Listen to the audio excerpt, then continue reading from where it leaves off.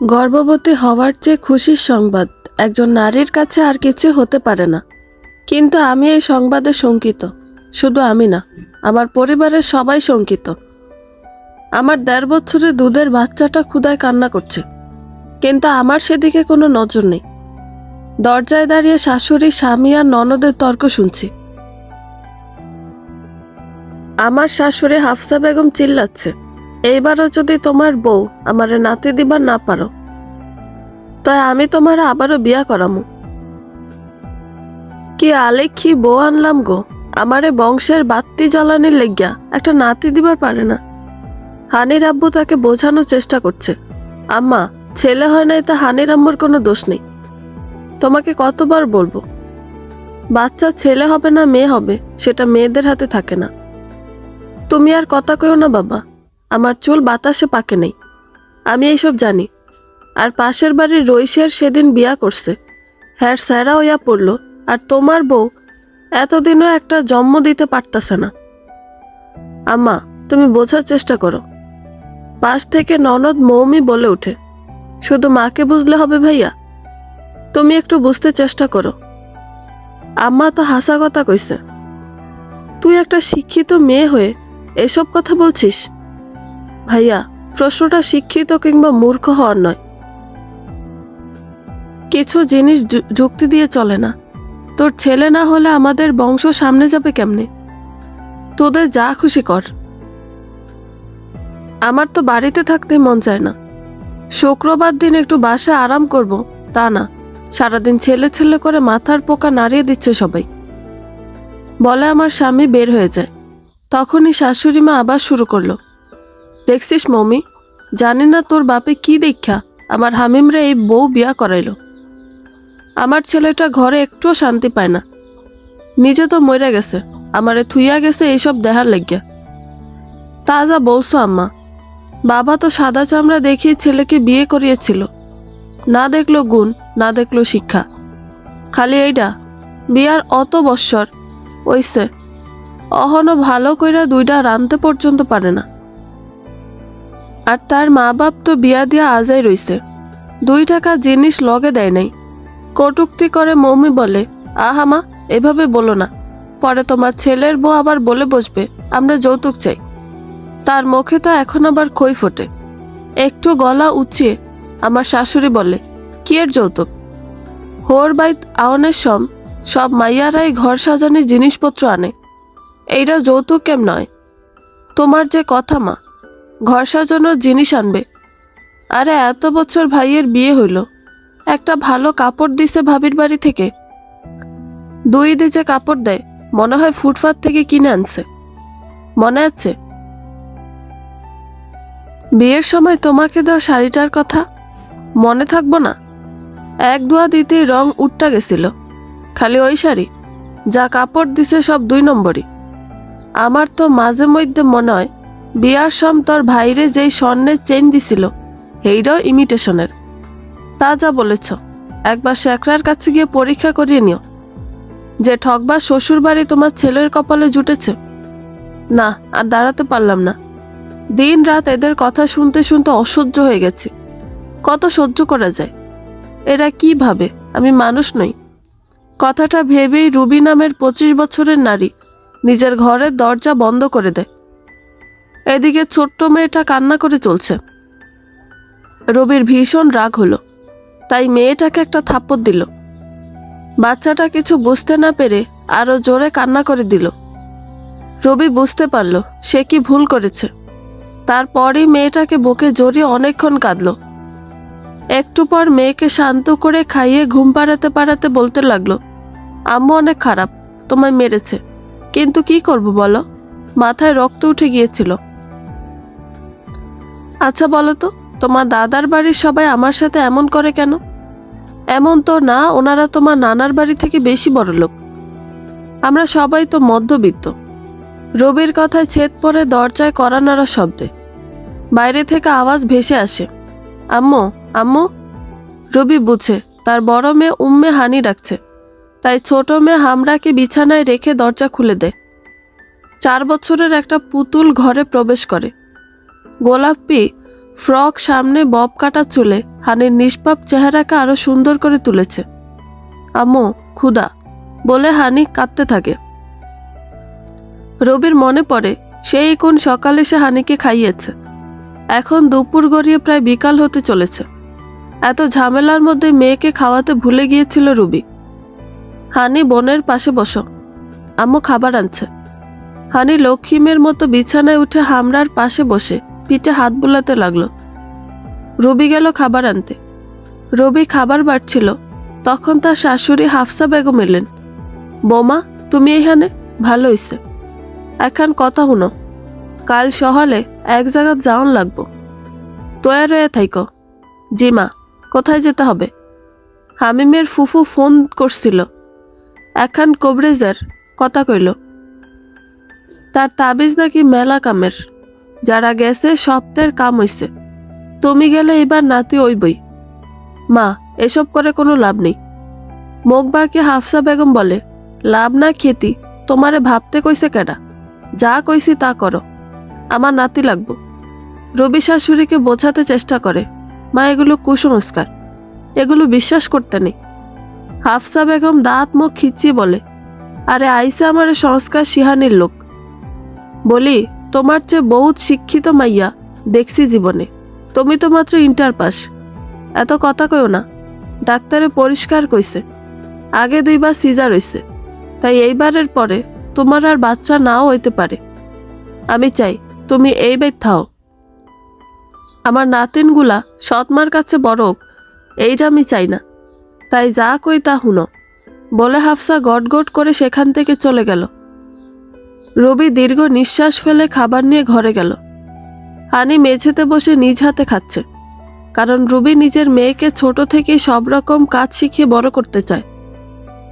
রবি ঘরে বসে তার শাশুড়ির কথাগুলো ভাবছিল আর মনে মনে বলছিল, আমি পড়ব কি করে?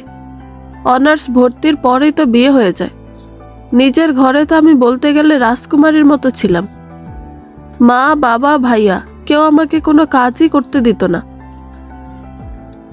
যে আমি কোনোদিন ঘরে 1 গ্লাস পানি গড়িয়ে খাইনি, সে আমি এবারই এসে রোজ 5 জনের রান্না করেছি। একা হাতে পুরো ঘরের সব কাজ করেছি। যখন ননাস পুরো পরিবারের সাথে 2 দিন পর পর বেড়াতে আসে, তাদের হাসি মুখে আপ্যায়ন করেছি। হানির আব্বু আমাকে পড়ালেখা করতে কখনো বারণ করেনি, আবার উৎসাহ দেয়নি। কিছু স্বপ্ন প্রিয়জনের অবহেলায় মরে যায়। আমার পড়ালেখার ক্ষেত্রেও তাই হয়েছে। প্রথম ঘর সামলে তাও পড়া চালিয়ে যাওয়ার চেষ্টা করেছিলাম, কিন্তু যখন হানি পেটে এলো, সংসারের সব কাজ করে আর ইচ্ছে করেনি। তারপর তো রবির আরও কিছু ভাবার আগেই মেয়ে ডাকে, আম্মু তেত। রবি একটা মলিন হাসি দেয়, দেখে হামরা ঘুমিয়ে গেছে। যাও বাসন রেখে হাত ধুয়ে এসে হামরার সাথে ঘুমাও, কোনো দুষ্টুমি করো না। আচ্ছা বলে হানি হাত ধুতে চলে গেল। রবি রান্নাঘরে গেল নিজের কাজ করতে। রান্নাঘরের বেসিনে 1 গাদা এঁটো থালা বাসন আর হাঁড়ি পড়ে আছে। রবির মনে পড়ল, বাবার বাড়িতে সে কখনো খেয়ে বাসন ধুয়ে রাখেনি, সব একা হাতে তার মা করেছে। আজ তাকেও একা হাতে সব করতে হচ্ছে। একবার রবি ছুটা বুয়ার কথা ভেবেছিল, কিন্তু এখানে সেটা পাওয়া যায় না, কারণ রবির শ্বশুর বাড়ি হলো টাউনে এলাকায়। এই এলাকাটা গ্রামের ছোঁয়া কাটিয়ে ধীরে ধীরে শহরে পরিণত হচ্ছে। পুরানো আধপাকা বাড়ি ভেঙে অনেক নতুন বাড়ি উঠছে। রবির শ্বশুর বাড়ি অবশ্য আগে থেকে ফ্ল্যাট বাসা, তার শ্বশুর আর চাচা শ্বশুররা মিলে করেছিল। 4 তলা বাড়িতে 2টা ফ্ল্যাট হামিমদের, একটা ভাড়া দেওয়া আছে অনেক বছর ধরে। রবি বাসন মাজতে কষ্ট হচ্ছিল, তার খুব কাহিল লাগছিল। এবার গর্ভাবস্থার প্রথম দিক থেকে তার শরীর খুব দুর্বল লাগছে। কাজ শেষ করে শাশুড়ির কাছে গেল। হাফসা বেগম আর মৌমি সোফায় বসে জি বাংলায় সিরিয়াল দেখছিল। মা একটা কথা ছিল। সিরিয়াল দেখায় ব্যাঘাত ঘটায় তারা দুজনেই বিরক্ত হলো। কও কি কইবা? একটু আমতা আমতা করে রবি বলে, মা আমার শরীরটা ভালো যাচ্ছে না, তাই ভাবছিলাম টুকটাক কাজের জন্য একটা লোক রাখবো। রাফিনের মা বলছিল একটা ছোটা বুয়া পাওয়া গেছে। আপনি বললে তখনই কলিং বেল বেজে ওঠে। রবি জানে এই বেল 1000বার বাজলেও তাকেই খুলতে হবে। তাই কথা বাদ দিয়ে দরজা খুলতে গেল। হামিম এসেছে। সে নিজের ঘরে যাচ্ছিল, তখন হাফসা বেগম ডাকে, যাও কই, হুইনা যাও, তোমার বউ কি কয়। দাঁড়িয়ে পড়ে হামিম। কি বলে? পাশ থেকে মৌমি মুখ বাঁকিয়ে বলে, তোর বউয়ের নাকি কাজের লোক লাগবে, তার নাকি দুব্বল লাগে। কিছু বুঝতে না পেরে হামিম বলে, মানে? সেটা তুই তোর বউকে জিজ্ঞেস কর। কি হয়েছে হানির আম্মু? তেমন কিছু না, আজকাল শরীরটা ভালো যাচ্ছে না, তাই একটা ছুটা বউয়ার সন্ধান পেয়েছিলাম। মাত্র 1200 টাকা নিবে। ঘর মোছা, বাসন মাজা, কাপড় ধোয়া করবে। তোমরা রাজি থাকলে। একটু চুপ থেকে হামিম চেঁচিয়ে ওঠে, তোমার কি মনে হয় আমি টাকার গাছ লাগিয়েছি যে ঝাঁকুনি দিব আর টাকা পড়বে? দুটো মেয়েকে পয়দা করে বসে আছো। আরেকটা মেয়ে হলে কি হবে আমি সেই চিন্তায় বাঁচি না। আর তুমি আছো কিভাবে আরাম আয়েশ করবা তা নিয়ে। বলি, আমি কি জমিদার নাকি? ছোট একটা চাকরি করি, সেই টাকায় কিভাবে সংসার চালাই শুধু আমি জানি। তুমি তো মেয়ে পয়দা করেই খালাস। মেয়েগুলোর ভালো বিয়ের ব্যবস্থা তো আমাকেই করতে হবে, তাই না? রবি স্তব্ধ হয়ে ভাবে, হামিমও কি সবার মতো পুত্র সন্তান না হওয়ার জন্য আমাকে দায়ী করছে? সারাদিন এমন কি কাজ করো তুমি? তোমার কাজ মানে তো দুবেলা রান্না আর ঘর গোছানো, তার মধ্যে কাজের লোক লাগবে? একরকম চেঁচিয়ে কথাগুলো বলছে হামিম। হামিমের কথায় তাল দেয় হাফসা। আরে, তোমার বউয়ের নাকি ঘর মোছা, কাপড় ধোয়ার লাইগা কাজের লোক লাগে। মৌমির কাপড় তো সে নিজেই ধুয়ে দেয়। আমার কোমরে ব্যথা, তার লাইগা বছর খানেক তোমার বউ আমার একটা কাপড় ধোয়, আর বাকি সব তো তোমাদেরই। এর জন্য কাজের লোক লাগবো তার? হামিম তার মায়ের মনোভাব বুঝতে পেরে একটু নরম সুরে আবার বলে, আমার মা সারা জীবন একা সংসার সামলেছে, কোনো কাজের লোক ছাড়া। এমন তো না তুমি চাকরি করো যে অফিসে যাবে, তাই কাজ সহজের জন্য কাজের লোক লাগবে। এখন যা কাজ আস্তে ধীরে করো। 7-8 মাসের হলে যদি দেখি পারছো না, তখন ভেবে দেখব। হামিম ঘরে চলে যায়। ঠিকমতো ছেলের কান ভারী করতে না পারায় একটু মন খারাপ হয় হাফসা বেগমের। রাতে খাবার টেবিলে, বোমা সহালে তৈয়ার থাইক্য, আমার যে ডাহুন না লাগে। আর হামিম, আমারে কিছু টাকা দিও। কোথাও যাবে তোমরা? হামিম জিজ্ঞেস করে। হ, তোমার ফুফু একটা কবরেজের সন্ধান দিছে, দেহি গিয়া, যদি কাম হয় নাতি দীক্ষা মরতে পারি। রবি বোঝাতে চেষ্টা করে, মা এসব করে সত্যি কোনো লাভ নেই, আপনি কেন বুঝতে পারছেন না? হামিম যেন একটু বিরক্ত হলো। সে ভাবল, যদি এসব করে একটা ছেলে আসে তবে ক্ষতি কি? হানির আম্মু, এত তর্কের কি আছে? আম্মু যখন বলছে একবার যেতে কি সমস্যা? টাকা তো আমিই দিচ্ছি। এমন ভাব করছো যেন তোমার কষ্ট করে রোজগার করা টাকা দিয়ে যাচ্ছ। রবি আর কিছু বলল না। পরদিন সকাল 6টায় সে কবিরাজের বাড়ি গেল। সেখান থেকে 11টার দিকে ফিরে এলো। এসেই রবি বমি করলো। তারপর গোসল করে বের হয়ে ক্লান্ত হয়ে শুয়ে পড়ে। শনিবার অফিস বন্ধ থাকায় বাচ্চাদের হামিমি সামলেছিল।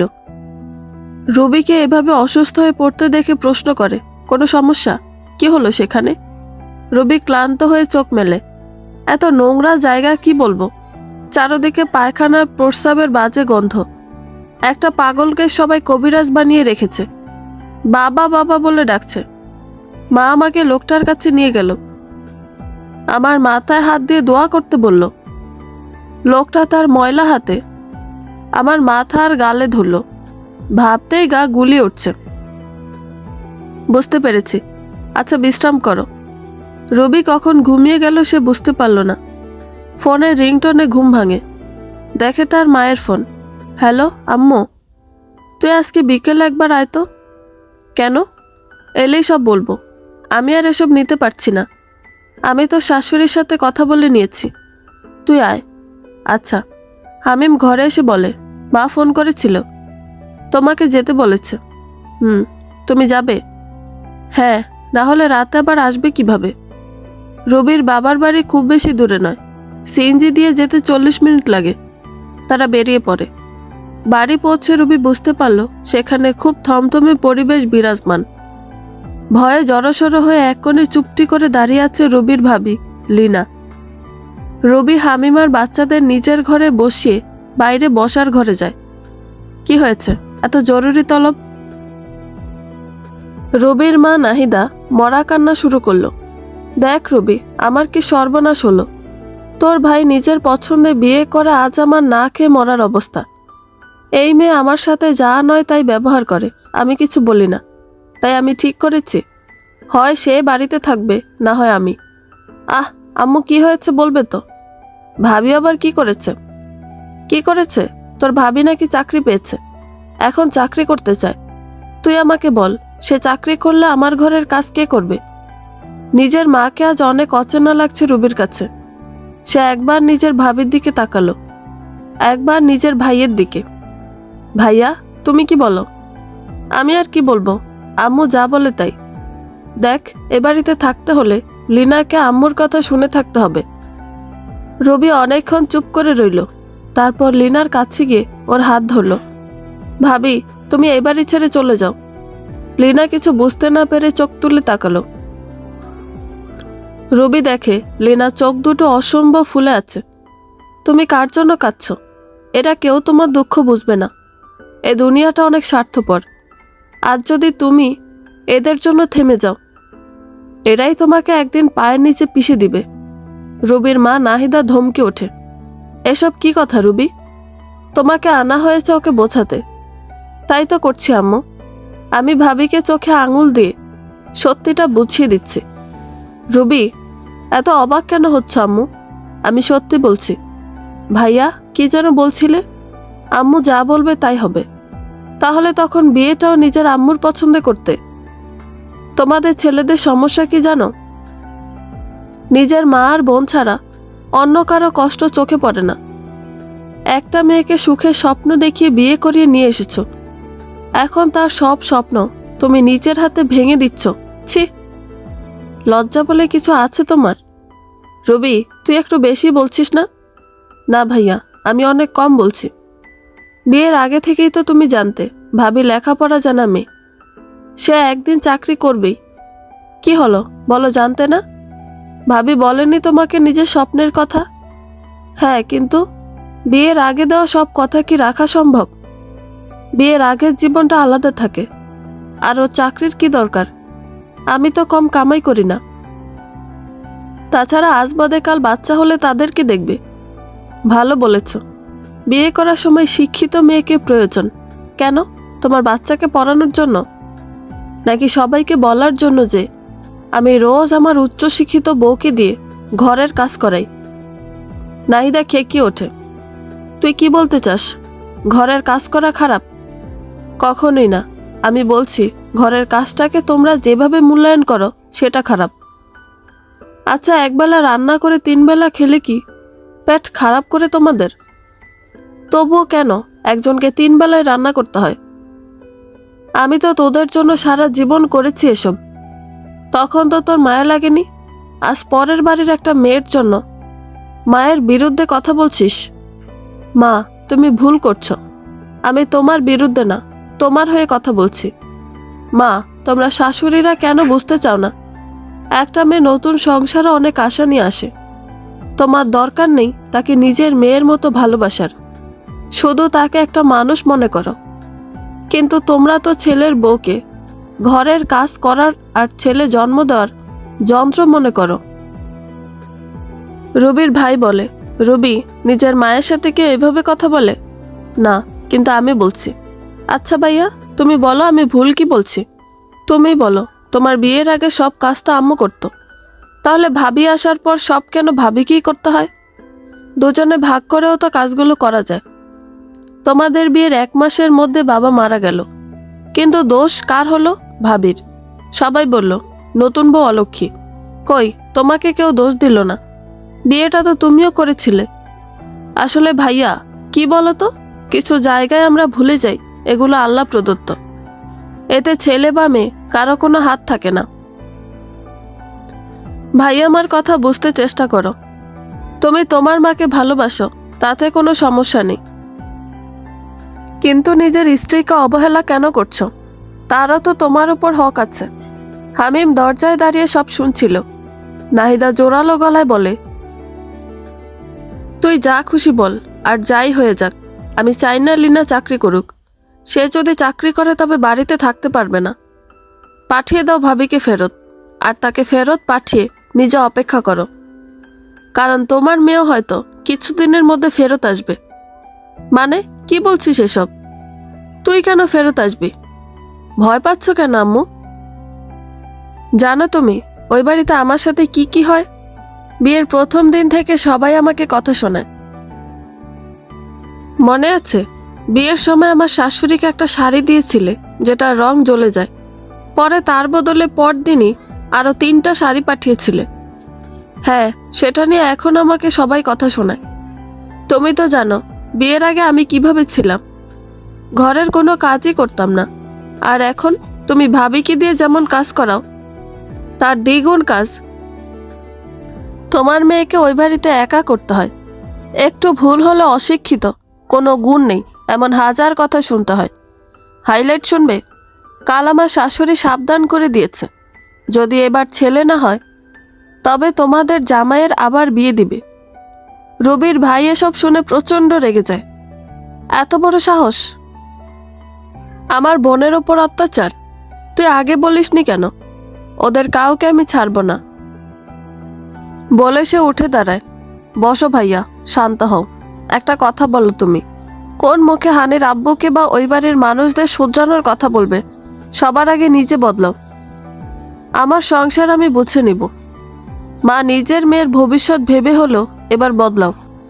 রবির মা স্তব্ধ হয়ে গেল। রবি আর বেশিক্ষণ রইল না, চলে গেল।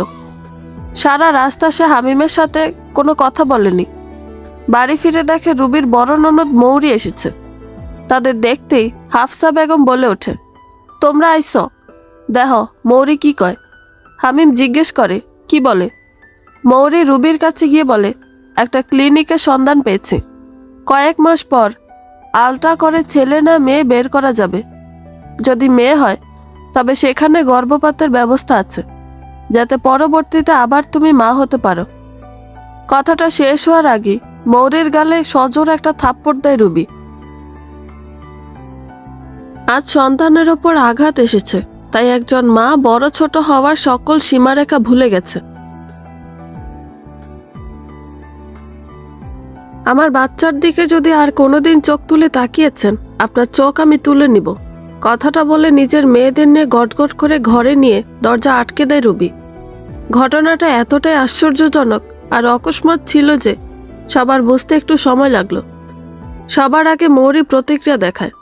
দুপা দিয়ে বারবার মেঝেতে আঘাত করে চিৎকার করে বলতে থাকে, এত বড় সাহস ওই 2 টাকার মেয়ের আমার গায়ে হাত তুলে! জীবনে এবারই তার আসবো না। এত বড় অপমান! হামিম নিজের বোনকে শান্ত করানোর চেষ্টা করে ব্যর্থ হয়। এদিকে মৌমি বলে, তোর বউয়ের এত সাহস হয় কি করে? যেখানে আমরা ভাই বোনেরা কোনোদিন আপার সাথে গলা উঁচু করে কথা বলিনি, সেখানে সে আপার গায়ে হাত তুলেছে। হাফসা বেগমও বলে, আমার মৌরির লগে এমন আচরণ! এক্ষুনি একটা বিহিত করো। হামিম এবার বিরক্ত হয়। আমার কোনো কথাই তো তোমরা শুনছো না। আমি বলছি তো রুবির ভুল হয়েছে, আমি ওর সাথে কথা বলবো। ভাইকে থামিয়ে মৌরি বলে, থাক হামিম, তোর আর ন্যাকামো করে মাফ চাইতে হবে না। আজ বুঝতে পারছি বাবা মরে গেছে মানে বাবার বাড়ির সব শেষ। আমি আর আসবো না বলে মৌরি বের হবে, তখন হাফসা বলে, খাড়াও, আমিও তোমার লগে যামু। হামিম নিজের মাকে আটকানোর জন্য বলে, আম্মু এসব কি বলছো? কোথায় যাবে? না বাপ, তোমার বউয়ের মতি গতি ভালা না, কোন দিন আমারে ধইরা মারে। এই বয়সে পোলার বউয়ের মায়ের খেতে চাই না। মমি তুইও চল। হাফসা আর তার 2 মেয়ে চলে গেল। হামিম হাজার চেষ্টা করে আটকাতে পারল না। অনেকক্ষণ দরজা ধাক্কানোর পর রুবি দরজা খুলে। রবি 2 গালে ঠাস ঠাস কয়েকটা থাপ্পড় লাগিয়ে হামিম বলতে থাকে, খুব নারীবাদী হয়েছিস, আমার বোনের গায়ে হাত তুলিস? তোর এত সাহস, তোকে তো আমি মেরেই ফেলবো। রবি কোনো প্রতিক্রিয়া দেখালো না, যেন সে এটার জন্য প্রস্তুত ছিল। বাচ্চারা জেগে আছে, একটু পরেই ঘুমিয়ে পড়বে। তুমি বসার ঘরে যাও, আমি আসছি। রবির কণ্ঠে এক অদ্ভুত দৃঢ়তা ছিল। রবির এমন শান্ত আর দৃঢ় কণ্ঠে হামিম দমে যায়। সেজন্য হামিম তার কথা মেনে চলে আসে। কিছুক্ষণ পর রুবি আসে, হামিমের সামনে বসে বলে, হানির আব্বু, তোমাকে কিছু কথা বলবো, একটু সময় হবে? হামিম নিজেকে অনেকটা সামলে নিয়েছে। বলো, তোমার কেন মনে হয়েছে আমি নারীবাদী? আমি ভাবিকে চাকরি করতে বলেছি তাই? তাই নয় কি? তোমার ভাবিকে তুমি উস্কে দিয়ে এসেছো। একটা সামান্য চাকরির জন্য একটা মেয়েকে নিজের সংসার ভাঙবার বুদ্ধি দিয়ে এসেছো। এইগুলো সব উগ্র নারীবাদী কথাবার্তা। তাহলে বলবো, আমার কথা তুমি বুঝতেই পারোনি। তুমি কেন বেশিরভাগ মানুষই আমার কথা বুঝতে পারবে না? আমাদের সমাজের সমস্যা কি জানো? এখানে কোনো মেয়ে নিজের স্বপ্ন পূরণের জন্য লড়াই করতে চাইলে বা তার অধিকার নিয়ে কথা বললে তার গায়ে সবাই একটা উগ্র নারীবাদী সিলমোহর বসিয়ে দেয়। কিন্তু এটা ভাবে না ওই মেয়েটাও একটা মানুষ, তারও একটা ইচ্ছা আছে। আসলে এই সমাজ মেয়েদের জন্য কিছু ছাঁচ বানিয়ে রেখেছে, তার বাইরে কেউ ভাবলেই হয় সে নারীবাদী, না হয় বেয়াদব বললে গণ্য হয়। হামিম রেগে বলে, দেখো হানির আম্মু, আমার মাথা অনেক গরম। আম্মা মৌমি বাড়ি ছেড়ে চলে গেছে।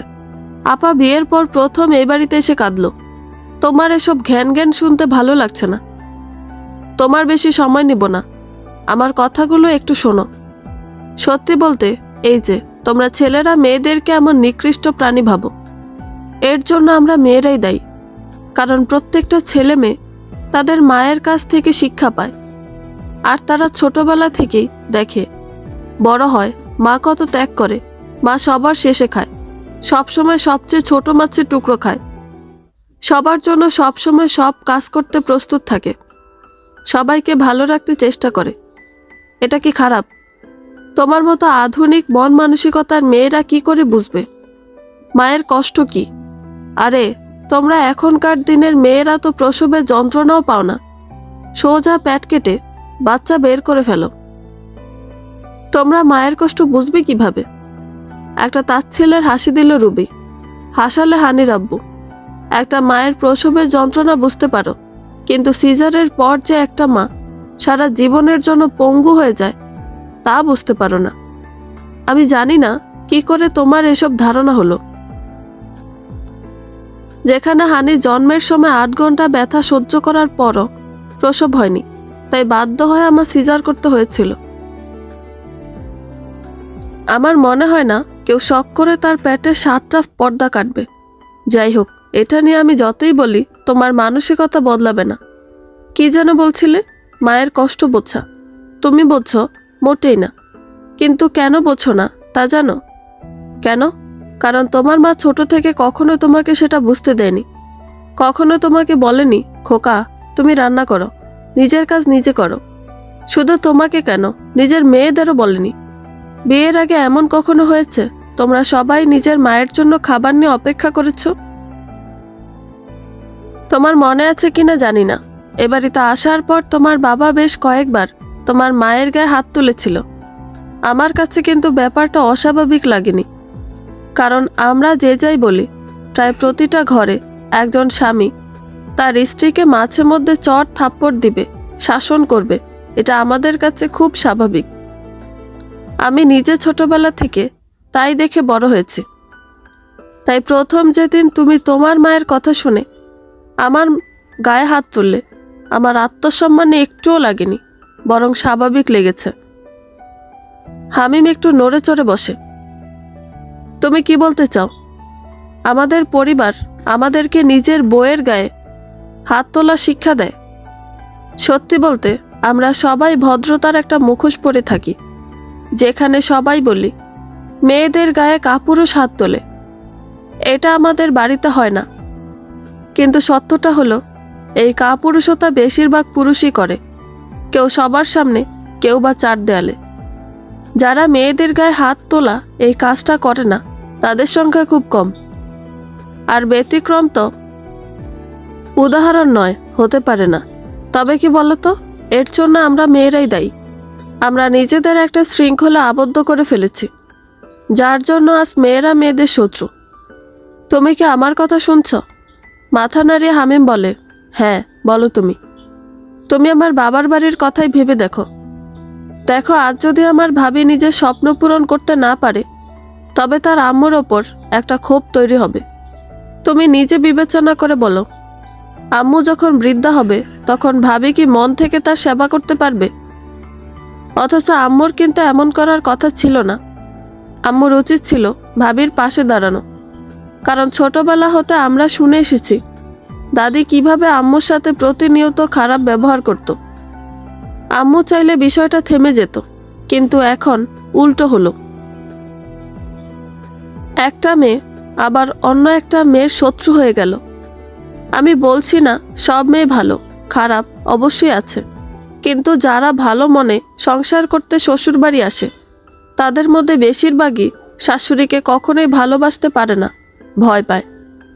এর কারণ হলো সেই শাশুড়িরাও ছেলের বউকে ভালোবাসতে পারে না, হিংসে করে। তুমি দেখো না, মৌরি আপা ভয় পেয়ে আলাদা হয়ে গেছে। রবিকে বাধা দেয় হামিম। দেখো, আপার ব্যাপারটা সম্পূর্ণ ভিন্ন। বাচ্চাদের ভালো স্কুলের প্রয়োজনে আপা শ্বশুরবাড়ি থেকে আলাদা হয়েছে।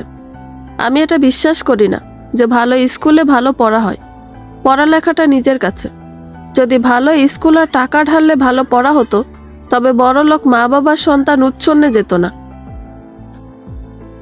তোমার বোন চলে এসেছে কারণ সে নিজের শাশুড়ির সাথে খাপ খাওয়াতে পারছিল না। আর তোমার বোন জামাই একটা ভেড়া, তাই বউ যা বলেছে শুনেছে। আমাদের দেশের মায়েদের এটাই হলো প্রধান সমস্যা, যে তারা নিজের ছেলেদেরকে হয় ভেড়া না হয় মায়ের আজ্ঞাকারী হিসেবে বড় করে। আসলে ছেলেদের মধ্যে খুব কম আছে যারা এই দুই সারির বাইরে যে পড়ে। প্রথম সারির ছেলের জন্য তার বৃদ্ধ মা বাবা, এমনকি সে নিজে সারা জীবন ফলভোগ করে। আর দ্বিতীয় সারির ছেলেদের জন্য তার বউ আর তার সন্তানরা কষ্ট ভোগ করে। আর মেয়েরা কয় সারির? একটা মেয়ে চাকরি করছে কি সংসার করছে তাতে কিছু যায় আসে না, কারণ যে সম্মান পায় সে চাকরি করলেও পায়, আবার না করলেও পায়। তাই আমার মতে মেয়েরা তিন সারির: এক ভীতু, দুই চালাক, তিন যাদের এই সমাজ নারীবাদী বলে। ভীতুরা সবার সাথে সংসার করে, চালাকরা আলাদা স্বামী নিয়ে থাকে, নারীবাদীরা একা থাকে।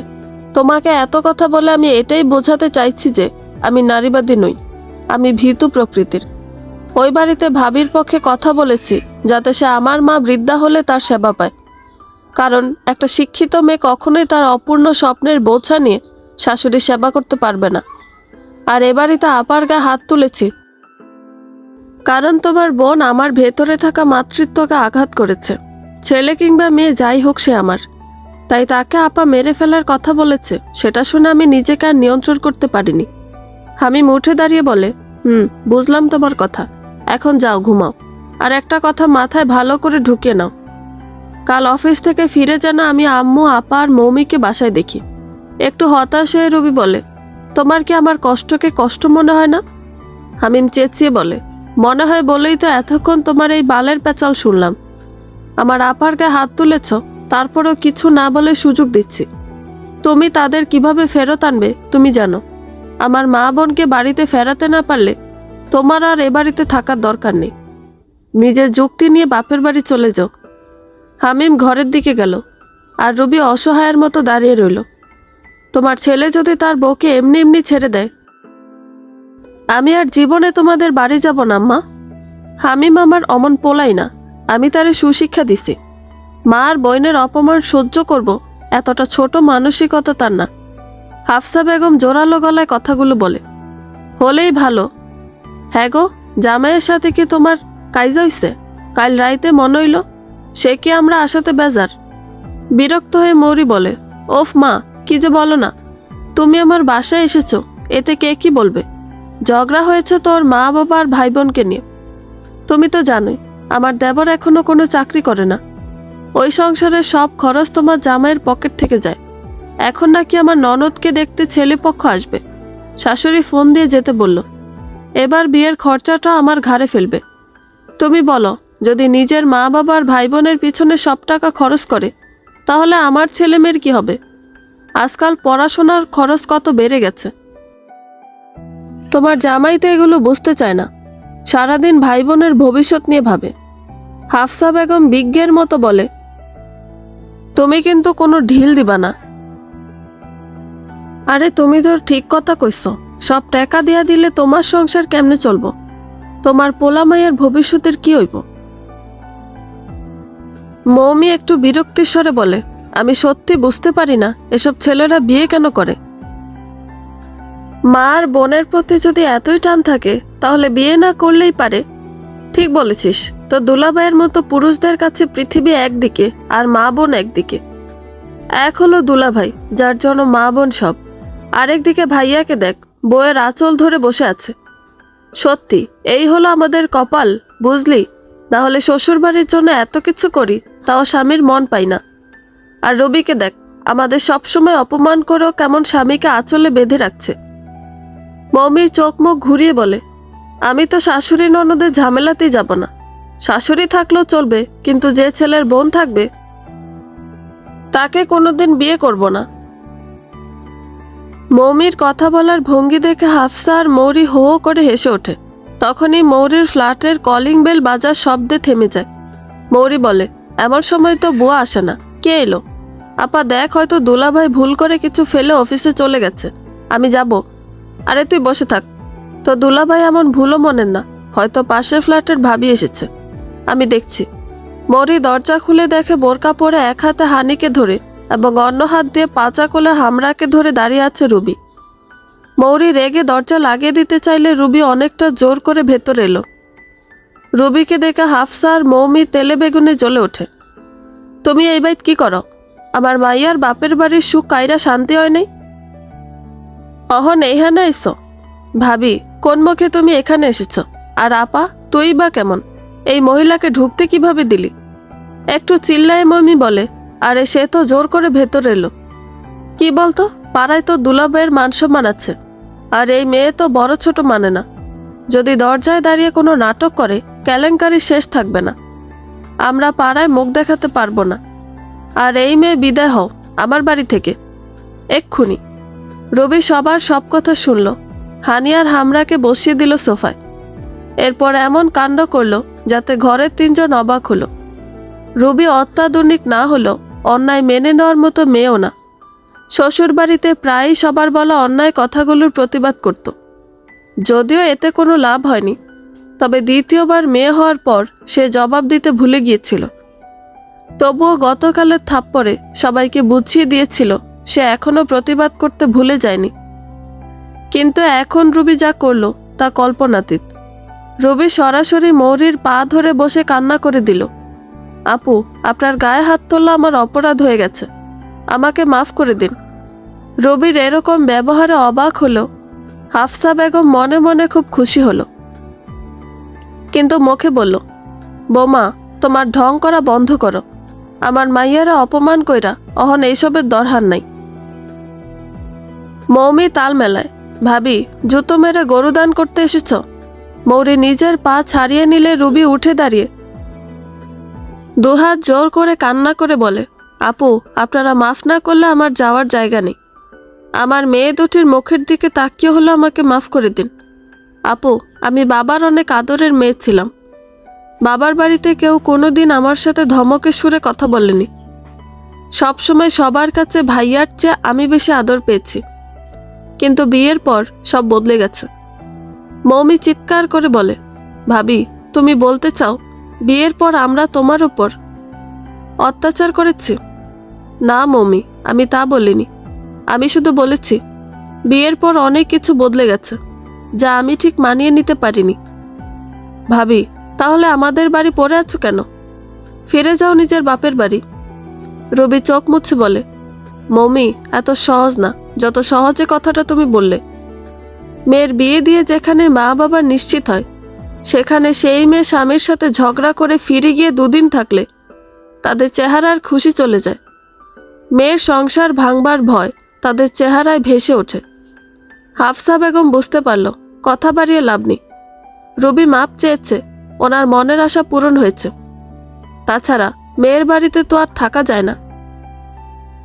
তাই তিনি গলার স্বর নরম করে বলেন, অত কিছুই যখন বোঝো, একটু সভ্য ইয়া থাকলেই পারো। হ্যাঁ মা, আমি আপনাদের সব কথা শুনবো, শুধু পেটের বাচ্চা নষ্ট করা ছাড়া। আমাকে এবারের মতো মাফ করে দিন। তোমার কি আমারে পাষাণ মনে হয়? আমি কইছি আমার নাতি লাগবো, আর যার লগে অন্যায় করছো তার কাছে মাফ চাও। মা, আপনি একটু আপাকে বোঝান যাতে উনি আমাকে মাফ করে দেয়। মা, আমি কথা দিচ্ছি এমন ভুল আর হবে না। আমি সারা দিন রাত নামাজ পড়ব, যত দোয়া হাদিসে আছে পুত্র প্রাপ্তির সব পড়ব। আপনারা দয়া করে বাসায় চলুন।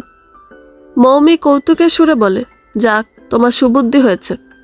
আমি তো আবার ভেবেছিলাম তুমি বাড়ি ছেড়ে চলে যাবে, নিজের মেয়েদের নিয়ে নতুন করে বাঁচবে, প্রতিষ্ঠিত হবে, অনেক বড় জায়গায় চলে যাবে, সমাজের বুকে উদাহরণ সৃষ্টি করবে। রবি একটা মলিন হাসি দিয়ে বলে, এসব অনুপ্রেরণা আর সংগ্রামের কথা ইন্ডিয়ান সিরিয়াল আর সিনেমাতেই মানায়। আমাদের মধ্যবিত্ত মেয়েদের জন্য বাস্তব জীবনের গল্পটা অনেক কঠিন। যদি আমরা সোনার চামচ মুখে নিয়ে জন্মাই তবুও কোনো লাভ হয় না, কেননা আমাদের আসল জীবন শুরু হয় বিয়ের পর।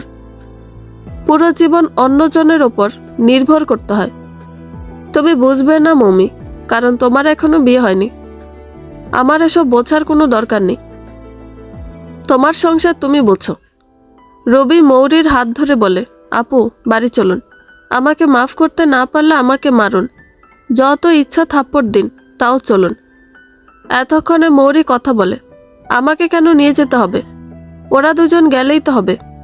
আপু, আপনার ভাই বলেছে আপনাদের সবাইকে যদি নিয়ে যেতে না পারি তাহলে যেন আমিও যাতে বাড়ি না ফিরে যাই।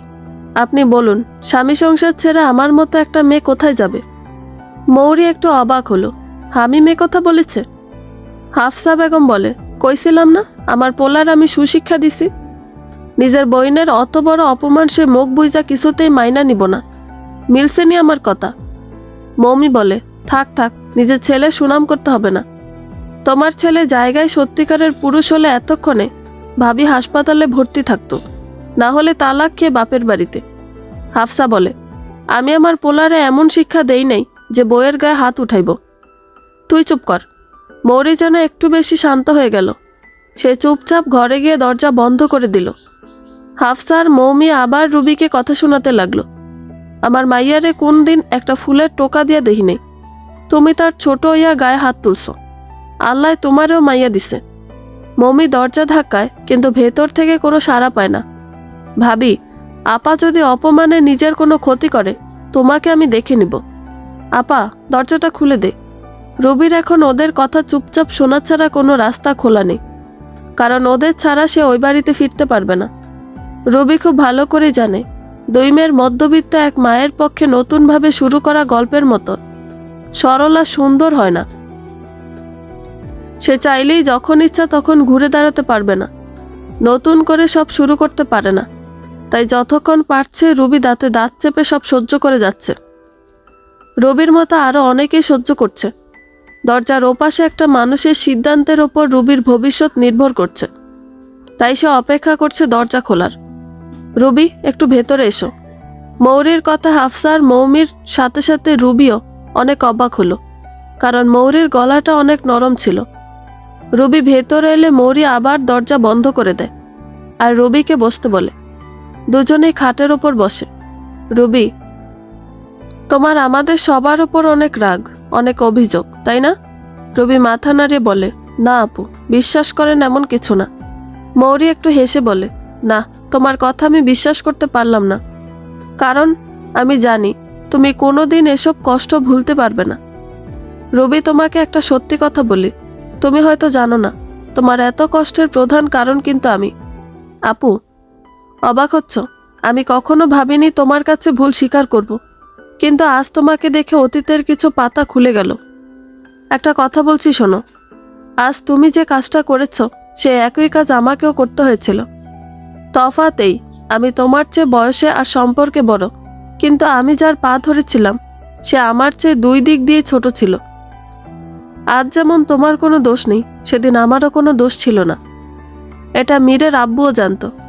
সবচেয়ে আশ্চর্যের কথা শুনবে, আমার বাবার বাড়ির কাউকে সেদিন আমার পাশে পাইনি। আপু, এটা কি করে সম্ভব? দুলাভাই তো সবসময় আপনার পক্ষে কথা বলে। মীরের আব্বু আগে এমন ছিল না। আমার মেয়ে লতা জন্মের পর আমি একদিন ওকে তার কোলে দিয়ে বলেছিলাম, এই মেয়েও একদিন আমার মতো শ্বশুরবাড়িতে গিয়ে বিনা অপরাধে কারো পা ধরে মাফ চাইবে? আমি চাই তুমি নিজের মেয়ের এমন দশা দেখো। এরপর মীরের আব্বু কেমন যেন হয়ে গিয়েছিল। লতাকে সে আবার একটু বেশিই ভালোবাসে। এরপর আমার কথাগুলো বুঝতে চেষ্টা করত, আর কয়েক মাসের মধ্যেই আমাকে নিয়ে সে আলাদা হয়ে যায়। আপু, কিছু মনে না করলে বলবেন কি হয়েছিল? একটা দীর্ঘ নিঃশ্বাস ফেলে মরি বলে, বড় কোনো ঘটনা না। তুমি তো জানো আমার প্রেম করে বিয়ে। জানি না কেন আমার শাশুড়ি মা আমাকে ঠিক পছন্দ করতেন না। ওই বাড়িতে আমাকে এত কাজ করতে হতো যে জেদ করে পড়ালেখায় ছেড়ে দিলাম। আর একটা গোপন কথা বলি, তোমার বিয়ের পর আম্মা যখন তোমার প্রশংসা করত, তখন আমার নিজের শাশুড়ির ব্যবহার মনে পড়ত। তাই আমি দায়িত্ব নিয়ে আম্মার কানে তোমার নামে বিষ ঢেলেছি। আমি যখন দেখি তুমি নিজের পড়া চালিয়ে যাচ্ছ, তোমার শ্বশুরবাড়ির কেউ কোনো আপত্তি করছে না, তখন আমার খুব হিংসা হয়েছিল। তাই আমার মৌমিকে বলে তোমার ঘাড়ে এত কাজের বোঝা চাপিয়েছি যে তুমি যেচে পড়া বন্ধ করে দিলে। রবি ভাবতে লাগলো পুরনো দিনগুলোর কথা। বিয়ের পর শ্বশুরবাড়ির লোক প্রথমে সত্যি অনেক ভালো ছিল। স্বামীর কাছ থেকে উৎসাহ না পেল হাফসা বেগম সবসময় বলতেন, মাইয়াকে পায়ের নিচে একটা শক্ত জমিন লাগে। আমরা মধ্যবিত্ত, তাই বাপের বাড়ির কোনো কিছুর আশা কইরো না বোমা, নিজে কিছু একটা করো। যাই হোক, পড়ালেখা বন্ধ কইরো না। কিন্তু ধীরে ধীরে সব বদলে যায়। মমতাময়ী শাশুড়ি কেমন যেন হয়ে যায়। এসবই হয়েছিল মৌরির ঘন ঘন যাতায়াতের পর। এদিকে মৌরি বলছে, একদিন ঘটনাচক্রে আমি আমার ননদকে একটা ছেলের সাথে রিকশার মধ্যে দেখি। ওরা একটু বেশিই কাছাকাছি ছিল। আমি বাসায় এসে ননদকে এ ব্যাপারে জিজ্ঞেস করলে সে সবার কাছে নালিশ করে আমি নাকি তার চরিত্র নিয়ে খারাপ কথা বলেছি। এটা শুনে পুরো পরিবার আমার ওপর চড়া হয়। মীরের আব্বু কি বলেছিল জানো? কি? সে বলেছিল, আমার বোনকে কি নিজের মতো চরিত্রহীন ভেবেছিস যে প্রেম করবে? ওই একটা কথা যথেষ্ট ছিল আমার সমস্ত ভুল ভাঙার জন্য। সেদিন ওই বাড়িতে নিজের জায়গাটা বুঝতে পেরেছিলাম, তাই আমি ওই বাড়ি ছেড়ে চলে আসি। কিন্তু কিছুদিন পর আমার মা বাবা দুশ্চিন্তা বেড়ে যায়, কারণ মীরের আব্বু আমার সাথে কোনো যোগাযোগ করছিল না। তাই মেয়ের সংসার বাঁচাতে আমার মা বাবা গিয়েছিল আমার শ্বশুরবাড়ি সমঝোতার জন্য। কিন্তু তাদের শর্ত ছিল আমাকে আমার ননদের পা ধরে মাফ চাইতে হবে, তাহলে আমাকে তারা ফেরত নিবে, তা না হলে মীরকে নিয়ে যাবে। আমার বাবার বাড়ির লোকজন বলেছিল বাচ্চা রেখে বাবার বাড়ি ফিরে আসতে, কিন্তু 3 বছরে বাচ্চার মুখের দিকে তাকিয়ে আমি তা করতে পারিনি। আপু, আপনি দ্বিতীয়বার পড়ালেখা শুরুর কথা কেন ভাবেননি? ঠিক যে কারণে তুমি ভাবনি। 2-3 বছর পড়া বন্ধ ছিল। এমন না যে আমার মনে হয়নি পড়াশোনা চালিয়ে যাওয়া উচিত, কিন্তু ওই যে একটা কথা মাথায় সবসময় আসতো, কি হবে এত পড়ে? সেই তো চুলা গুতন লাগবে। সত্যি বলতে যখন পড়ালেখা বন্ধ করেছিলাম তখন এর গুরুত্ব না বুঝতে পারিনি শুধু চাকরি করার জন্য পড়ালেখার প্রয়োজন এমন নয়। পড়ালেখা আমাকে জীবনে যে কোনো সময় ঘুরে দাঁড়াতে সাহায্য করবে, আমাকে আত্মবিশ্বাসী করে তুলবে। আর এখন এসব বুঝতে পারছি তখন পড়ালেখার প্রতি আগ্রহটা হারিয়ে ফেলেছে। আসলে সবকিছু একটা বয়স থাকে, তাই সময় মতো সব করতে হয়। তুমি জানো কিনা জানি না, আমি 4র্থ বর্ষে এসে পড়া বন্ধ করেছিলাম। শুধু একটা বছর কষ্ট করে পড়তে পারলে জীবনটা অন্যরকম হতো। এখন হারিয়ে কাঁদি। আপনার শ্বশুরবাড়ির লোকেরা কখনো আপনার ননদের সত্যিটা জানতে পারেনি। আবার কিছুদিন পর যখন আমার শ্বশুর মেয়ের বিয়ে ঠিক করতে চেয়েছিল, তখন সে পরিষ্কার বলেছিল তার সম্পর্ক আছে। সবচেয়ে হাস্যকর ব্যাপার ছিল, সবাই বুঝতে পেরেছিল আমার দেখা ছেলেটা আর ননদ যার কথা বলছে সে এক, তাও একজনও আমার কাছে মাফ চাইনি। এমনকি মীরের আব্বু একবারের জন্য বলেনি তার বা তার বোনের ভুল ছিল। ওই ঘটনা সবাই এমনভাবে ভুলে গিয়েছে যেন কিছু হয়ইনি।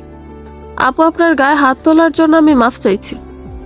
একজন মা হিসেবে তুমি ঠিক করেছ, তবে আমি এখনো চাই না তোমার মেয়ে হোক। সত্যি বলতে আমি এটাই চাইনি আমার কোনো মেয়ে হোক। এমনকি আমি এটাও চাই না পৃথিবীতে কোনো মেয়ের জন্ম হোক, কারণ মেয়ে হলেই হয় দুঃখ সহ্য করবে, না হয় আরেকটা মেয়ের দুঃখের কারণ হবে। আপু, আপনার ধারণা সম্পূর্ণ ভুল। নারী মানে ত্যাগ, নারী মানে মহিমান্বিত। দু একজনের ভুলের জন্য পুরো জাতিকে দোষী করবেন না। হাদিসে আছে, আল্লাহ খুশি হলে কন্যা সন্তান দেন। হ্যাঁ, তা ঠিক, কিন্তু আমার কথাটা একটু ভেবে দেখো। মেয়েদের শত্রু মেয়েরা হয়। আমার শ্বশুরবাড়িতে আমার সব অসুবিধার জন্য কোনো ছেলে দায়ী ছিল না, দুটো মেয়ে দায়ী ছিল। তোমার শ্বশুরবাড়িতেও তোমার সব অসুবিধার জন্য আমি দায়ী, একটা মেয়ে। এবার বলো, আল্লাহর রহমত অভিশাপ হয়ে গেলে কি করব? আপু, তাহলে আমাদের বদলাতে হবে। নিজের সন্তানদের সুশিক্ষা দিতে হবে, নিজেদের দুঃখ বুঝতে হবে। একটা মেয়ে আর একটা মেয়ের দুঃখ তখনই বুঝতে পারে যখন সম্পর্কে মেয়েটি তার নিজের বোন বা মা হয়। কোনো কোনো সময় তো বোন বোনের সংসার ভাঙে, কিন্তু যখনই এই সম্পর্ক বদলে যায়, দুঃখ বোঝার বদলে দুঃখ দেয়। না আপু, এটা হলে আজ আপনি কেন আমার দুঃখ বুঝতে পারলেন? কে বলেছে আমি তোমার দুঃখ বুঝতে পারছি? তাহলে আমাকে আজ এসব বললেন কেন? জানি না কেন বলছি, তবে তুমি আমার পায়ে ধরা আমার ভেতরটা ভেঙে গেছে। চলো বের হই। দরজা খুলে হাফসার মৌমিকে কিছু বলার সুযোগ দিল না মরি। মা, বাড়ি চলো। আমি মীরের আব্বুকে ফোন করে দিয়েছি, স্কুল ছুটি হলে ও মীরকে নিয়ে আসবে। রবি রিকশায় বসে ভাবছে আজ ফজরের সময় ঘটে যাওয়া ঘটনার কথা। হামিমের সব কথা শোনার পর রবি সিদ্ধান্ত নিয়েছিল, যাই হয়ে যাক, সকাল হলে সে মেয়েদের নিয়ে বাড়ি ছেড়ে চলে যাবে। কিন্তু সকালে ফজরের নামাজ শেষ হলে হামিম জায়নামাজে রবির পাশে বসে রবির হাত ধরে বলে, হানির আম্মু, আমি পিছে যাচ্ছি। মা বোন আর নিজের স্ত্রী সন্তানদের মাঝে। তোমরা সবাই তো মেয়ে, তাহলে কেন একটু মিলেমিশে থাকতে পারো না? তুমি জানো না বড় আপা কত কিছু সহ্য করেছে। আমি জানি সে ভুল, তাও তাকে আমি কখনো কিছু বলি না, একটাই কারণ, সে তার বাড়িতে সুখী না। আমি বুঝতে পারছি আমি তোমাকে অনেক আঘাত করেছি, কিন্তু বিশ্বাস করো, এবারই শেষ। এখন থেকে আমি নিজের বুদ্ধিতে চলবো। একাধারে ভালো ছেলে, ভাই, বাবা আর স্বামী হয়ে দেখাবো। তুমি শুধু ওদের একবার ফিরিয়ে আনো। তোমরা মেয়েরা কেন বোঝো না, আমরা ছেলেরা স্ত্রী, সন্তান, মা বোন সবাইকে নিয়ে ভালো থাকতে চাই। আমি জানি তুমি ভাবো আমি আম্মাকে বেশি গুরুত্ব দিই, কিন্তু বিশ্বাস করো, আমার কাছে তোমরা দুইজনই গুরুত্বপূর্ণ, কিন্তু জায়গাটা আলাদা। আমি স্বীকার করছি আমি ভুল করেছি, কিন্তু আমাকে শোধরানোর সুযোগ দাও। রবি কোনো কথাই বলছে না, রাগ না অভিমান সে নিজেই বুঝতে পারছে না। রবির নীরবতা দেখে হামিম বলে, আমি আম্মাকে আনতে গেলে উনি আসবে না, এলেও হয়তো আরো 1 সপ্তাহ আপার বাড়ি ঘুরতে হবে। তুমি গেলে আজই চলে আসবে। তুমি যেতে না চাইলে আমি জোর করব না, কিন্তু বিশ্বাস করো, আমার আপা মানুষটা খারাপ না। একটা ঘটনা ওকে এমন করে দিয়েছে। সবার সাথে মিলেমিশে থাকা বোনটা আমার এখন কারো ভালো দেখতে পারে না। হামিমের কথাগুলোর মানে রুবি এখন বুঝতে পারছে। যদি সে এখানে না আসতো তবে আরো বড় ভুল বোঝাবুঝি হতো। তবুও রুবির মনে বারবার কিছু প্রশ্ন উকি দিচ্ছে। একটা মেয়ে কি সত্যি আরেকটা মেয়ে শত্রু হয়? আচ্ছা, হামিম কি সত্যি ভালো হয়ে গেছে, নাকি নিজের মা বোনকে ফিরিয়ে আনার জন্য সব অভিনয় করছে? না হলে কয়েক ঘন্টা একটা মানুষ কিভাবে এত বদলে যেতে পারে? সবাই রবির শ্বশুরবাড়ি এলো। মৌমি আর হাফসা হাঁসফাঁস করছে মৌরির পরিবর্তন দেখে। বাড়ির ভেতরে যেতে রুবির ফোনে তার ভাইয়ের ফোন এলো। রিসিভ করতে ওপাশ থেকে রুবির ভাই কান্না করতে করতে বলে, রুবি, তুই জলদি আয়। লিনা। এটুকুর পরেই ফোনটা কেটে যায়। নিজের ভাইয়ের ফোন পেয়ে বাড়ি এসে জানতে পারে রুবির ভাবি লিনা মা হতে চলেছে। রুবির বাবার বাড়িতে বাদ ভাঙা খুশি। এর মধ্যে রুবি ভাইকে প্রশ্ন করে, তোর যদি মেয়ে হয় কি করবি ভেবে দেখেছিস? কি বলতে চাইছিস তুই? আমি বলছি একটু ভেবে দেখিস, তোর মেয়ে হলে তার জন্য কি ভবিষ্যৎ নির্ধারণ করবি। সে কি আমার মতো বাবার পছন্দে বিয়ে করবে, নাকি ভাবির মতো নিজের পছন্দে? কিন্তু একটা কথা মনে রাখিস, দিন শেষে তারও কোনো নিজস্বতা থাকবে না, স্বপ্ন থাকবে না। একটু ভেবে দেখিস, তুই যেভাবে ভাবি স্বপ্নকে নষ্ট করলি, সেভাবে তোর মেয়ের স্বপ্নটাও কেউ নষ্ট করবে। রবির ভাই চুপচাপ লিনার পাশে গিয়ে ওর হাত ধরে বলে, আমাকে মাফ করো, তুমি চাইলে এখন চাকরি করতে পারো। লিনা কাঁদো কাঁদো গলায় বলে, কিন্তু এখন আমার বাচ্চা হবে, আর বাড়িতে কত কাজ। কেউ কিছু বলার আগেই রবির মা এসে বলি তুমি কোন কাজের কথা বলতেছো? আমরা কি রাক্ষসের পরিবার নাকি যে বাড়ির কাজ করে অফিস করতে পারবা না? অনেক মেয়ে 8 মাস বাচ্চা পেটে অফিস করে, আরে আমি তো 9 মাসের পেট নিয়েও শ্বশুরবাড়ি ধান সিদ্ধ করছি, আর তুমি সামান্য অফিস করতে পারবা না? খালি কাজ ফাঁকি দেওয়ার ফন্দি। লিনা সহ সবাই হতভম্ব হয়ে যায়, কিন্তু রবির মা বলেই যায়, শোনো, আমার নাত নাতনি যাই হোক তাকে ডাক্তার বানাবো। আর একটা কথা, তোমার প্রথম বেতন দিয়ে আমাকে একটা সুন্দর শাড়ি কিনে দিও, কেনার সময় আমাকে নিয়ে যাও। কি বলো তো, তোমার স্বামী তো জীবনে তোমাকে ছাড়া আর ভালো কিছু পছন্দই করতে পারলো না। কি নিয়ে যাবে তো? লিনা দৌড়ে এসে শাশুড়িকে জড়িয়ে কান্না করতে লাগলো। কেউ কোনো কথা বলে না, কারণ এই সময়টা ভালোবাসা ভাগ করে নেওয়ার জন্য, কথা বলার জন্য নয়। রবি মনে মনে বলে, মৌরি আপু, আজ আপনি ভুল। আমি প্রমাণ করে দিয়েছি মেয়েরা মেয়েদের শত্রু না, সহযোগী হতে পারে। একদিন সবাই সেটা বুঝতে পারবে। রবি যাওয়ার সময় লিনা তার হাত ধরে বলে, তোমাকে ধন্যবাদ দেওয়ার ভাষা আমার জানা নেই। ভাবি, ধন্যবাদ দিতে হবে না, এর বদলে একটা কাজ করলে হবে। কি কাজ? ছেলে বা মেয়ে যাই হোক, তাদের মানবতা সুশিক্ষা দিও, যাতে কখনো কোনো অন্যায় সহ্য না করে। আর যখন ছেলের বউ আসবে, তখন তাকে মেয়ে বানানোর দরকার নেই, শুধু তার প্রাপ্য সম্মান দিও। রবি শ্বশুরবাড়ি ফিরে আসে। সন্ধ্যায় রবির বিচার বসে। হাফসা বেগমের নাতি চাই। দেখো বাবা, তুমি যদি কিছু না করো তাই আমারে গ্রামে পাঠিয়ে দাও। আমি এইটা দেখতে পারুম না আমার বংশ নির্বংশ হইয়া যাইতেছে। হামিম বলে, আম্মা এভাবে বললো না, আল্লাহ দিলে কি করার আছে? মৌরি বলে, আম্মা তুমি কি কোনো নবাবের বংশের, যে বংশ রক্ষা না করলে রাজত্ব আরেকজন নিয়ে যাইব? মা, বংশে কিছু হয় না, কর্মে হয়। তুমি কথা কয়ো না মা, না জানি রুবি কি জাদু করছে যে একদিনে তোমরা ভাই বোন বদলে গেলা। মৌমি বলে, আম্মা চুপ করো তো, তুমি কেন বুঝতে পারছো না? এরা কেউ তোমার কথা শুনবে না, সবাই ভাবির মিষ্টি কথায় ভুলে গেছে। আর আপা, তুই কি ভুলে গেছিস যে ভাবি তোর গায়ে হাত তুলেছে? না, আমি ভুলিনি, তবে তুই ভুলে যাচ্ছিস যে তুই একটা মেয়ে আর তোরও সংসার হবে। তুই যতই বলিস 1000 জনকে বেছে একজনকে বিয়ে করবি, কিন্তু ভাগ্য বদলাতে পারবি না। তুই আমাকে অভিশাপ দিচ্ছিস? না, বোঝাচ্ছি, নিয়তি কাউকে ছাড় দেয় না। আপা, সময় আছে, ভালো হয়ে যা। মৌমি আর হাফসা চলে গেলে হামিম মৌরিকে বলে, আপা তোকে কি বলে ধন্যবাদ দিব? দরকার নেই ধন্যবাদের, শুধু নিজের স্ত্রী আর সন্তানদের খেয়াল রাখ। মনে রাখবি, একটা মেয়ে তোকে আবার বিশ্বাস করেছে, তাই তুই সে বিশ্বাস নষ্ট করবি না।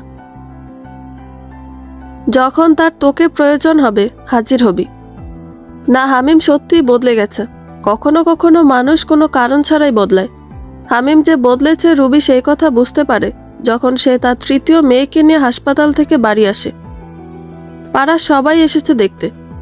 এর মধ্যে হামিমের চাচি শান্তা বেগম প্রথম আক্রমণ করে, কি গো মৌরির মা, এবারও মেয়ে, তোমার ভাগ্যটাই খারাপ। তোমার ছেলে এতগুলো মেয়ের বিয়ে কেমনে দিবে? হামিমের মা সায় দিয়ে বলে, আমার কপাল নাইলে একটা নাতিও নেই। তার ওপর ডাক্তার কইল বৌমার আর বাচ্চা হইব না। হায় হায়, এই কি বললা? আরে আমার বৌমারে দেখো, 2টা ছেলে। মৌরি পাশ থেকে বলে, আপনি এক কাজ করেন চাচি, একটা মাইক আর রিক্সা ভাড়া করেন, তারপর রিক্সায় বসে মাইকিং করেন, প্রিয় এলাকাবাসী, আমার 2 নাতি, হাফসার কোনো নাতি নেই, তার ছেলের 3 মেয়ে। শান্তা বেগম দাউ দাউ করে জ্বলে উঠে, মৌরির মা, আমায় ডেকে এনে অপমান করতেছ? মৌরি, বড়দের সাথে কিরকম আচরণ? হাফসা ধমক দেয়। হামিম এবার মুখ খুলে, আপা ঠিক বলেছে আম্মা, তাদের ডাকা হয়েছে যাতে আমার বাচ্চা হবার আনন্দটা তারা ভাগ করে নেয়, কিন্তু তারা তো আমার বাচ্চার ছেলে না মেয়ে তা নিয়ে আলোচনা করছে। মৌমি বলে, ভাইয়া তুই চাচিকে এভাবে বলতে পারিস না, ওনারা সবাই তোর ভালোর জন্য বলছে। তোকে আমার ভালো দেখতে হবে না, তুই তোর কাজ কর। সারাদিন আমার বউকে কথা শোনাচ্ছিস আর চগলখুরি করছিস, এগুলোই করতে থাক। আমি চগলখোর? এত বড় অপমান। মৌরি বলে, এতদিনে আমার ভাই মানুষ চিনতে পেরেছে। শান্তা বেগম টিটকারি করে, মৌরির মা, তোমার ছেলেকে তো তোমার বৌমা বশ করে ফেলেছে, নিজের ব্যবস্থা করো। কয়দিন পর তো ভাত দিবে না। সেদিন সবাই মুখ চুন করে বের হয়ে গিয়েছিল। অনেক বছর পর হামরাকে পাত্রপক্ষ দেখতে এসেছে। পাত্রের মা বলে, তোমরা 3 বোন, কোনো ভাই নেই না? এমন বাড়িতে জেনে শুনে ছেলের বিয়ে দিব না। মৌরি বিরক্ত হয়ে জিজ্ঞেস করে, কি সমস্যা? সমস্যা হলো এই মেয়ের সাথে বিয়ে হলে তার পুত্র সন্তান হবে না, আর আমার বংশের বাতি জ্বলবে কেমনে? আমি নাতির মুখ কিভাবে দেখব? আপনি কি সম্রাট আকবরের বংশধর? মানে মানে আমার ভাতিজিকে পছন্দ না হলে আমার কিছু বলার নেই, কিন্তু তাকে বিয়ে করলে ছেলে হবে না এই চিন্তা যদি মাথায় থাকে, তবে বলবো আমাদের ছেলে পছন্দ হয়নি, আপনারা আসতে পারেন। পাত্রপক্ষ চলে গেলে হামরা রুবিকে বলে, তোমার এলেম আছে, না হলে এসব জোগাড় কই থেকে করো? রবি কিছু বলার আগে মৌরি বলে, একটা আমার ননদের জন্য জোগাড় করে দাও। 2 বার ডিভোর্স হওয়ার পর এখন শুধু ভাইয়ের টাকায় শপিংই করে আর আমাকে জ্বালায়। রবি বলে, আপু, ছেলে তো সব দিক থেকেই ভালো, কিন্তু এমন মানসিকতার হবে ভাবতে পারিনি। আম্মু, তুমি ছেলে দেখা বাদ দাও। মৌরি হামরাকে সামান্য ধমকে বলে, দেখ হামরা, দোষ তোর। আরে সে আমলে আমি প্রেম করে বিয়ে করেছি, আর এ যুগের মেয়ে হয়ে কিনা তোরা 3 বোন অ্যারেঞ্জ ম্যারেজ করবি? তোর বড় বোন তাও বিয়ে করে সংসার করছে, আর তুই বিয়ে করবি বলছিস, কিন্তু ছোটটার সামনে তো বিয়ের নামই নেওয়া যায় না। হ্যাপির কথা বাদ দাও তো ফুফি, সে অন্য গ্রহের প্রাণী, সে মা বাবাকে ছেড়ে যাবে না, আর আব্বুও তার কথায় তাল দেয়। আমাদের 3 জনের মধ্যে তো তাকে আব্বু বেশি ভালোবাসে। তুমি শোনো, আমি কেন অ্যারেঞ্জ ম্যারেজ করতে চাই? কেন? আরে ফুফি, অ্যারেঞ্জ ম্যারেজে একটা আলাদা থ্রিল আছে, তুমি বুঝতে পারবা না। তুমি বললে তোমার জন্য দেখি। তোমার ননদ এত জ্বালাচ্ছে, আর ফুফা তো বুড়া হয়ে গেছে। তবে রে, ফুফির সাথে দুষ্টুমি। হামরার কথা শুনে হাফসা ছাড়া সবাই হাসতে থাকে। পরদিন বসার ঘরে মৌমি এসেছে। সে রুবির কাছে জোর হাত মাপ চাইছে। ভাবি, আমাকে মাফ করো, এসব আমার কর্মফল। আমার এখন কি হবে? কোথায় যাব? মৌমি, এমন করছো কেন? কিছু হবে না তোমার। ভাইয়া আর দুলাভাই গেছে তো তোমার স্বামীর সাথে কথা বলতে। আসলে মৌমি ননদের ঝামেলা ছাড়া বিয়ে করেছে। তার স্বামী বাবা মায়ের একমাত্র সন্তান, কিন্তু মৌমির 4 মেয়ে, কোনো ছেলে নেই। এতদিন সব ঠিক থাকলো, এখন তার স্বামী বলছে আবার বিয়ে করবে, কারণ তার ছেলে প্রয়োজন। হাফসা বেগম মাথায় হাত দিয়ে বসে আছে। দরজায় কলিং বেল। দরজা খুলতে শান্তা বেগম দাঁড়িয়ে, তার ছেলের বউকে নিয়ে। শান্তা প্রায় দৌড়ে হাফসার কাছে এসে বলতে লাগলো, আমার 2 নাতি ইয়াবা ব্যবসার কেসে ফাইসা গেছে। তুমি তোমার বড় নাতিন হানিরে একটু কইবা, সে তো ম্যাজিস্ট্রেট, যদি কিছু করতে পারে। হাফসা বেগম মাথা নেড়ে শুধু হ্যাঁ বলে। রবির ঠোঁটের কোণে শুধু এক চিলতে বাঁকা হাসি ফুটে ওঠে। সে হাসির মধ্যে লুকানো প্রশান্তি শুধু মৌরি বুঝতে পারে। বন্ধুরা, গল্পটি ভালো লেগে থাকলে একটা লাইক করে দিবেন, এবং গল্প সম্পর্কে কোনো মতামত জানানোর থাকলে কমেন্ট করতে পারেন। নতুন নতুন আরো গল্প শোনার জন্য চ্যানেলটি সাবস্ক্রাইব করে পাশেই থাকবেন। ধন্যবাদ সবাইকে, ভালো থাকবেন।